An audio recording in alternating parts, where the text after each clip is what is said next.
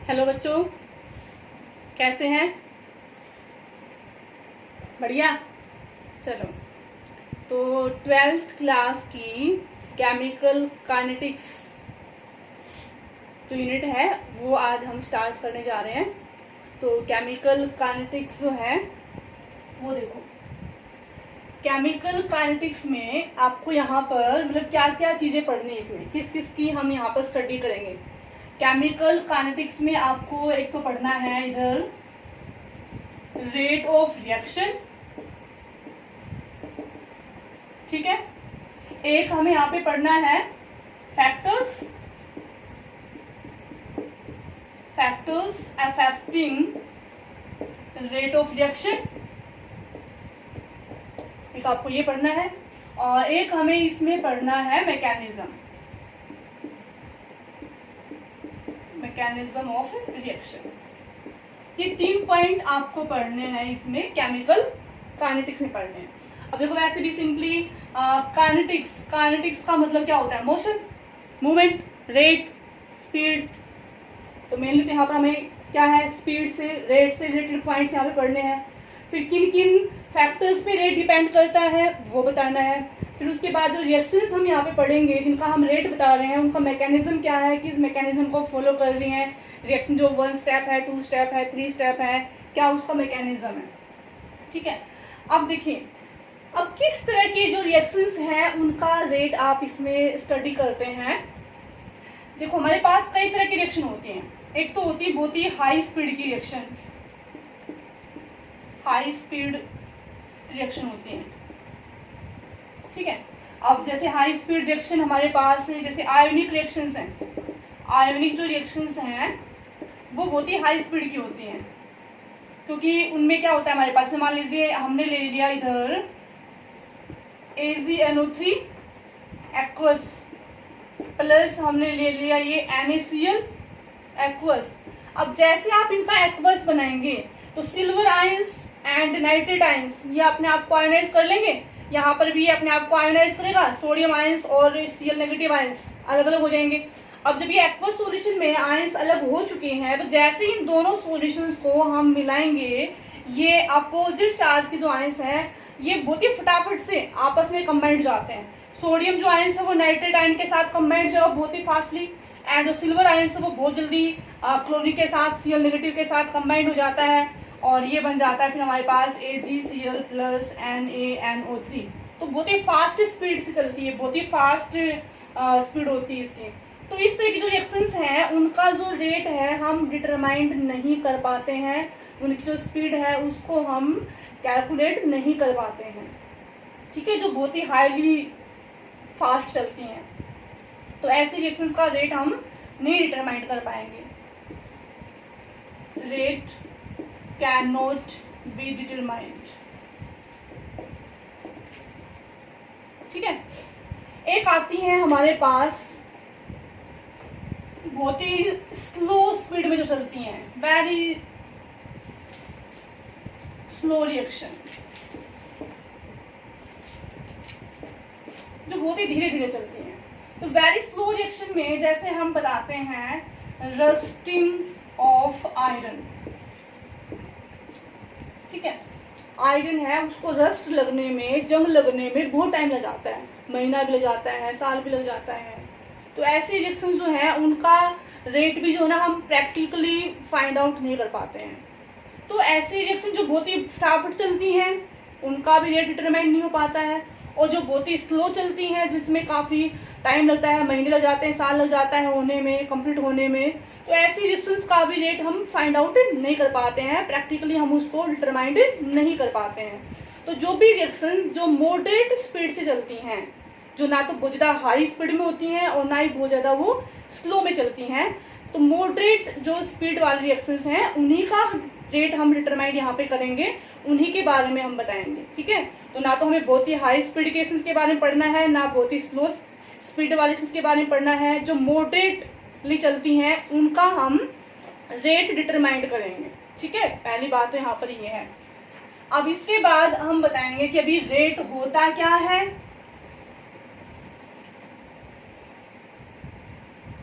क्या है रेट। अब जैसे मान लीजिए हमारे पास कोई भी एक रिएक्शन है A plus B it gives C plus D, ये एक रिएक्शन है, ठीक है। अब जब ये रिएक्शन होगी तो सीधी सी बात भाई, A और B जब आपस में कंबाइंड होंगे और जब ये C और D में कन्वर्ट हो रहे हैं तो A और B की जो कंसंट्रेशन है वो धीरे धीरे क्या होती जाएगी, कम होती जाएगी, डिक्रीज होगी वो, क्योंकि अपने आप को ये C और D में कन्वर्ट कर रहे हैं धीरे धीरे करके। और जो C और D है, जो प्रोडक्ट है, उसकी जो कंसंट्रेशन है वो क्या हो रही है, increase. According to time, with time, time के साथ साथ क्या होगा, रिएक्टेंट जो है इनकी जो कंसंट्रेशन है वो तो क्या होती है, डिक्रीज हो जाती है।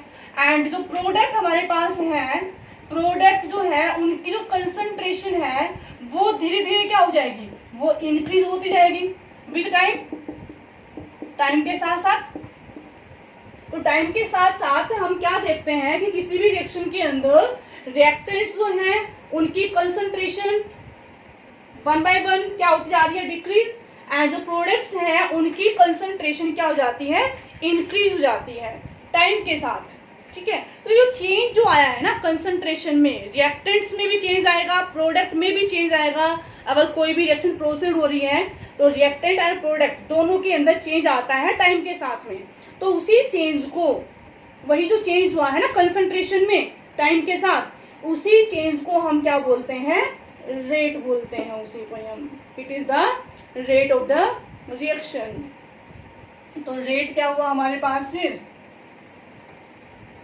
तो रेट को कैसे दिखा देंगे हम कि रेट क्या है भाई, rate is the change in concentration, change in concentration of any of reactant और प्रोडक्ट विद टाइम। टाइम के साथ रिएक्टेंट या फिर प्रोडक्ट की कंसंट्रेशन में कितना चेंज हुआ है उसी को हम क्या बोलते हैं, रेट बोलते हैं, ठीक है। अब इसको हम कैसे दिखा देंगे कि rate is equal to the change in concentration of reactant. Reactant को मैंने आर से दिखा दिया, जैसे यहाँ पर ये डेल का मतलब क्या है, चेंज, और ये क्या है मतलब concentration, concentration of the R, R मतलब reactant, upon change in time, ठीक है। या फिर हम क्या कहें, it's also equal to the rate. हम कैसे निकाल सकते हैं, प्रोडक्ट में भी तो चेंज आएगा ना, तो प्रोडक्ट के अकॉर्डिंग भी हम रेट दिखा सकते हैं। तो इसको हम क्या कह सकते हैं कि change in concentration of the product upon change in time, ये हो गया। अब जो चेंज हुआ है ना उसमें भी हमने देखेंगे कि रिएक्टेंट की जो कंसंट्रेशन है उसमें चेंज क्या हुआ है, डिक्रीजमेंट, डिक्रीज हुई है कंसंट्रेशन, ठीक है। तो डिक्रीज हुई है, उसके लिए यहाँ पर हम यहाँ पे दिखाते हैं नेगेटिव साइन। इस नेगेटिव का मतलब ये नहीं है कि जो रेट है वो नेगेटिव में चला गया है, रेट जो है वो पॉजिटिव में ही रहेगा। इस नेगेटिव का मतलब है कि जो कंसंट्रेशन है रिएक्टेंट की वो डिक्रीज हो रही है, ठीक है। एंड प्रोडक्ट की कंसंट्रेशन क्या होती है, इंक्रीज। तो यहाँ पर हम ये पॉजिटिव रहने देंगे इसको, ये पॉजिटिव वैल्यू, ये भी पॉजिटिव वैल्यू ही है, सिर्फ नेगेटिव साइन इंडिकेट कर रहा है। इसका सिग्निफिकेंस यहाँ पर क्या है, it indicates only that the concentration of reactant is decrease with time, सिर्फ इसको ये डिनोट कर रहा है, इसको शो कर रहा है। बाकी रेट जो है वो पॉजिटिव में ही रहेगा हमारा, चाहे कोई भी रिएक्शन हो, कि वो आप रिएक्टेंट के अकॉर्डिंग दिखाएं रेट को या फिर आप प्रोडक्ट के अकॉर्डिंग दिखाएं, रेट ऑलवेज पॉजिटिव होता है, ठीक है। अब यहाँ पर जो है, जो रेट है, अभी रेट जो है ना वो हम दो तरह से दिखाते हैं। रेट जो है ना वो 2 टाइप्स में हम दिखाते हैं, एक तो होता है एवरेज रेट और एक होता है इंस्टेंटेनियस रेट, एक होता है इंस्टेंटेनियस रेट, ठीक है। ज्यादा कोई वो नहीं इसमें। एवरेज रेट का मतलब क्या है कि जो चेंज हुआ है ना रिएक्टेंट और प्रोडक्ट के अंदर वो एक लार्ज चेंज है, जिसको हम यहाँ पर डेल से शो करते हैं इसको चेंज को।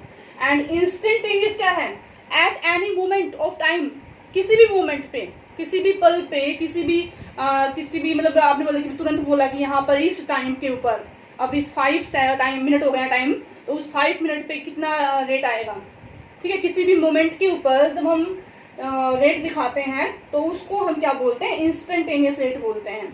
तो उस टाइम जो डेल टी है ना वो एक तरह से क्या हो जाता है, जीरो, नेग्लिजिबल, मीन्स रेट में कोई खास चेंज नहीं आता है, बहुत ही नेग्लिजिबल होता है वो। तो उस टाइम ज़्यादा मतलब टाइम के अंदर ज़्यादा चेंज नहीं हुआ है, तो उस टाइम हम क्या बोलते हैं उसको, इंस्टेंटेनियस रेट। बहुत ही स्मॉल चेंज आएगा कंसंट्रेशन में उस टाइम, तो उसके लिए इसको हम क्या दिखा देते हैं, ये एवरेज रेट है, एवरेज रेट को हम ऐसे बना देते हैं RAV, average rate, small R से दिखा देंगे आप रेट को। ये तो हो गया हमारे पास एवरेज रेट, और इंस्टेंटेनियस रेट को हम यहाँ पर दिखा देते हैं ऐसे करके। तो इसको हम स्मॉल चेंज, लार्ज चेंज की बजाय स्मॉल चेंज होगा तो स्मॉल चेंज को यहाँ पर हम दिखाएंगे D से, change in concentration of reactant upon change in time, DT, DR upon DT, and it is also equal to the DP upon DT। तो D का मतलब यहाँ पर क्या है, स्मॉल चेंज। तो जहाँ पर स्मॉल चेंज होगा कंसंट्रेशन में, स्मॉल चेंज इन टाइम के साथ में, तो वो क्या हो जाता है, इंस्टेंटेनियस रेट। और जहाँ पे लार्ज चेंज आता है, थोड़ा सा ज़्यादा चेंज आता है कंसंट्रेशन के अंदर विद टाइम के साथ, तो उसको हम क्या बोल देते हैं, एवरेज रेट बोलते हैं। बाकी दोनों को दिखाने का, रिप्रेजेंट करने का सेम तरीका है, बस लार्ज के लिए डेल लगाना है, स्मॉल चेंज के लिए आपको D लगाना है, ठीक है। अब जो रेट है, इस रेट की अगर हम यूनिट दिखाएं, unit of rate of reaction, reaction का जो रेट है उसकी यूनिट क्या हो जाएगी। अब देखिए आप, ये क्या है, कंसंट्रेशन, हमें चाहे वो रिएक्टेंट की हो या प्रोडक्ट की हो, कंसंट्रेशन को आप कैसे दिखाते हैं, मैं यहाँ पे लिख दूं, यूनिट क्या हो जाएगी, unit of rate of reaction, ROR दिखा दूं ऐसे मैं इसको, क्या हो जाएगी, क्या है ये, चेंज इन कंसंट्रेशन, कंसंट्रेशन में चेंज हुआ है, अपॉन चेंज इन टाइम।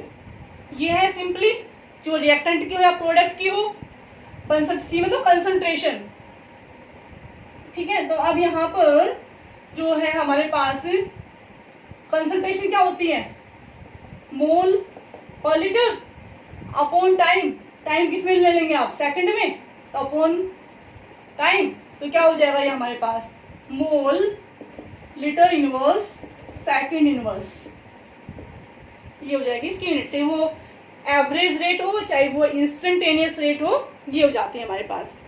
अब कोई भी रिएक्शन अगर आपको दी हुई है तो उसका रेट एक्सप्रेशन अगर आपको दिखाना है, उसका अगर आपको रेट निकालना है, सिंपली आपको रिप्रेजेंट करके दिखाना है, तो कैसे दिखाएंगे, उसके लिए कुछ एग्जांपल्स लेते हैं अभी। जैसे मान लीजिए हमारे पास रिएक्शन है AA plus BB, it gives XC plus YD, एक रिएक्शन है। यहाँ पर जो स्मॉल लेटर है ये डिनोट कर रहे हैं स्टिक्योमेट्रिक कोफिशिएंट को, ठीक है, बैलेंसिंग कोफिशिएंट को ये रिप्रेजेंट कर रहे हैं। एंड स्मॉल लेटर जो है ये हमारे पास रिएक्टेंट है, A और B, कैपिटल A और B, और C और D हमारे पास क्या प्रोडक्ट है। अब इसका जो है रेट जो है, रेट ऑफ रिएक्शन, उसके लिए जो आप रेट एक्सप्रेशन जो देंगे वो कैसे दिखाएंगे। अब इसमें जो चेंज हुआ A में वो भी रेट है, B में जो चेंज आया वो भी रेट होगा, C में जो चेंज है वो भी रेट होगा, एंड D में जो चेंज है वो भी क्या होगा, रेट होगा। जितना रिएक्टेंट डिक्रीज होगा उतना ही प्रोडक्ट इंक्रीज होता है, तो चेंज तो सेम ही आया ना, जितना चेंज रिएक्टेंट के अकॉर्डिंग दिखाएंगे उतना ही चेंज प्रोडक्ट में आएगा। बस बात ये है कि रिएक्टेंट की कंसंट्रेशन घटेगी और प्रोडक्ट की उतनी ही बढ़ती है, तो चेंज तो बराबर ही हुआ ना। तो अगर हम यहाँ से रेट दिखाएं तो भी उतना ही आना है इसका मतलब, और यहाँ से अगर रेट दिखाएंगे प्रोडक्ट के अकॉर्डिंग तो भी रेट उतना ही आना है। मीन्स हम किसी भी कंपोनेंट को लेकर के रिएक्शन का रेट निकाल सकते हैं। तो दिखा दो अभी आप ये, तो ये हो जाएगा हमारे पास change in concentration of A। अब इसको D से दिखाओगे तो स्मॉल मतलब स्मॉल चेंज इंस्टेंटेनियस हो जाएगा, कैपिटल से डैश से दिखाते हैं तो वो एवरेज रेट हो जाता है अपॉन DT। अब रिएक्टेंट है तो उसके लिए क्या लगाएंगे आप, माइनस लगाएंगे, नेगेटिव साइन इंडिकेट करोगे, और जो ये बैलेंसिंग कोफिशिएंट है इसको आप कर देंगे डिवाइड में 1/A, ऐसे किसी भी का भी हो, it is equal to the, अब जो B रिएक्टेंट है उसके भी दिखाएंगे आप, माइनस ये चला जाएगा डिवाइड में स्मॉल जो B है, change in concentration of B upon change in time, and it is also equal to the 1/X, जो बैलेंसिंग कोफिशिएंट है उनको आपको डिवाइड में करना है ताकि सभी का रेट इक्वल आ सके। तो change in concentration of the C upon change in time and it is equal to the 1 upon y change in concentration of d upon change in time dt। Change ये हो जाता है। तो इस तरह से आप ये रेट एक्सप्रेशन दिखाएंगे किसी भी रिएक्शन का, ठीक है। अब यहाँ पर ये पूरी जो टर्म है ये क्या है, रेट ROR, ये भी क्या है ROR, ये भी क्या है रेट ऑफ रिएक्शन, ये भी क्या है रेट ऑफ रिएक्शन। अब इसी में ही एक पॉइंट और हमारे पास होता है कि हमने कहा कि रिएक्टेंट घटेगा, मतलब वो धीरे धीरे धीरे धीरे क्या होता जा रहा है, गायब होता जा रहा है, और लास्टली क्या होता है वो प्रोडक्ट में कन्वर्ट हो जाता है रिएक्टेंट हमारा कंप्लीटली। तो ये डिसअपीयर होता जा रहा है मतलब धीरे धीरे, और प्रोडक्ट क्या हो रहा है अपीयर, बढ़ता जा रहा है बढ़ता जा रहा है बढ़ता जा रहा है, ठीक है। तो ये जो ए और बी है इनके लिए हम दिखाएंगे rate of appearance, sorry rate of disappearance, कितना डिसअपीयर हो रहे हैं ये। तो यहाँ पर रेट ऑफ डिसअपीयरेंस अगर हमें दिखाना है किसका, ए का, तो कैसे दिखाएंगे आप, भाई कितना चेंज हुआ, कितना कम हुआ ए, वही तो उसका रेट है डिसअपीयर होने का, तो कितना कम हो रहा है ये, change in concentration of A upon change in time, बस ए में तो चेंज हुआ वो क्या उसका डिसअपीयरेंस है। अब ध्यान रखना जब आप रेट दिखाते हैं रिएक्शन का तब तो जो ये स्टोइकियोमेट्रिक कोफिशिएंट है, जो बैलेंसिंग कोफिशिएंट, उसको हम डिवाइड में करते हैं, और जब आप रेट ऑफ डिसअपीयरेंस या फिर रेट ऑफ अपीयरेंस दिखाएंगे तो उस टाइम इन कोफिशिएंट का कोई रोल नहीं होता है, सिर्फ और सिर्फ हमारे पास रिएक्टेंट और प्रोडक्ट में क्या चेंज हुआ है सिंपली सिर्फ उसी को इंडिकेट करते हैं हम। स्टोइकियोमेट्रिक कोफिशिएंट को इंडिकेट नहीं करना है rate of appearance and rate of disappearance में, इस चीज को ध्यान रखना। तो रेट ऑफ डिसअपीयरेंस मतलब ये चीज इतनी, ये क्या है रेट ऑफ डिसअपीयरेंस, और ये पूरा कंप्लीट क्या है रेट ऑफ रिएक्शन, ध्यान रहेगा। ऐसे ही इसी में हमारे पास ये क्या है इतना rate of disappearance of B, एंड ये पूरा कंप्लीट क्या है रेट ऑफ रिएक्शन। यहाँ पर ये चीज क्या है इतना rate of appearance C, product है ना ये, तो प्रोडक्ट तो बन रहा है, बनता जा रहा है प्रोडक्ट, तो ये क्या है rate of appearance of C and it is the rate of appearance of the D, ठीक है। तो rate of disappearance of B क्या हो जाएगा हमारे पास, change in concentration of B upon change in time, ठीक है। इसी तरह से आप सी का डी का निकाल सकते हैं। रेट ऑफ अपीयरेंस, ये प्रोडक्ट तो बनेंगे ना, तो रेट ऑफ अपीयरेंस, अपीयर कितने हो रहे हैं वो, अपीयरेंस ऑफ किसका दिखा रहे हैं, हम सी का दिखा रहे हैं, तो ये क्या हो जाएगा change in concentration of the C upon change in time, ये हो गया, ठीक है। अब यहाँ पे मान लीजिए आपको रेट दे रखा होता और आपसे पूछते हैं कि रेट ऑफ डिसअपीयरेंस ऑफ ए कितना आएगा, ठीक है। तो ये चीज हमारे पास क्या है भाई, ये हमारे पास है रेट ऑफ डिसअपीयरेंस, ये हमें निकालनी है, रेट हमें पता है, तो क्या करेंगे ये जो बैलेंसिंग कोफिशिएंट है इसको इधर भेज दें मल्टीप्लाई में, तो ये क्या आ जाएगा रेट ऑफ डिसअपीयरेंस ऑफ ए। इस इक्वेशन के अकॉर्डिंग ये हमारे पास क्या हो जाएगा रेट इंटू ए, इसके बराबर। ऐसे ही rate of disappearance of B कितना आ जाएगा हमारे पास, अगर रेट आपको पता है अभी रेट इज इक्वल टू क्या है, ये है रेट, और उसमें आपको सिर्फ ये चीज निकालनी है, तो कैसे निकालेंगे, इस बी को इधर भेज देंगे, बी को रेट से मल्टीप्लाई कर देंगे, तो क्या आ जाएगा हमारे पास rate of disappearance of B आ जाएगा।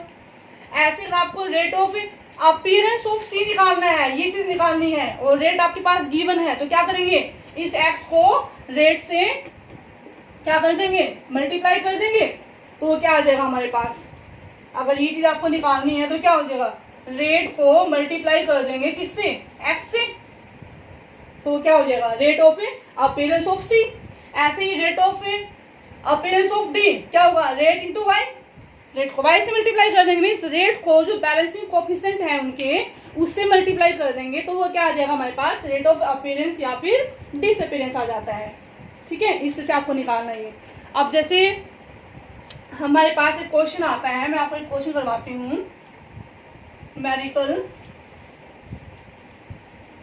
कि मान लीजिए हमारे पास एक रिएक्शन क्वेश्चन है कि अमोनिया का डिकम्पोजिशन दिखाया हमने, ये डिकम्पोज हो गई है N2 प्लस H2 में।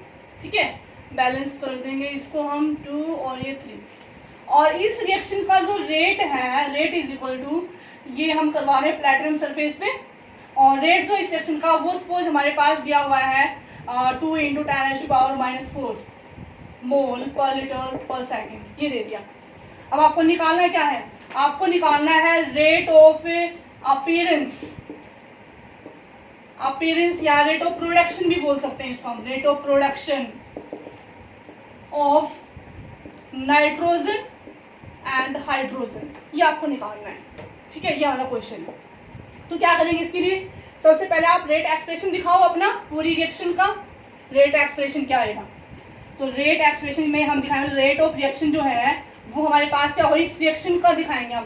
तो कैसे दिखाते हैं, change in concentration of ammonia, ये जो कोफिशिएंट है ये कहाँ जाएगा, डिवाइड में, रिएक्टेंट का तो क्या लगाओगे, माइनस लगाओगे, तो -1/2 change in concentration of NH3 upon change in time, it is equal to the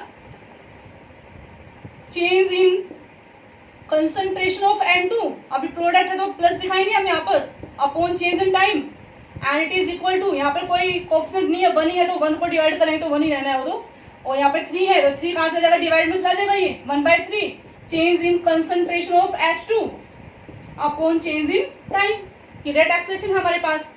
ठीक है, अब रेट आपको दिया हुआ है ना, रेट ऑफ द रिएक्शन क्या है हमारे पास, 2 × 10⁻⁴ मोल लीटर इनवर्स सेकंड इनवर्स, ये हमारे पास रेट दिया हुआ है।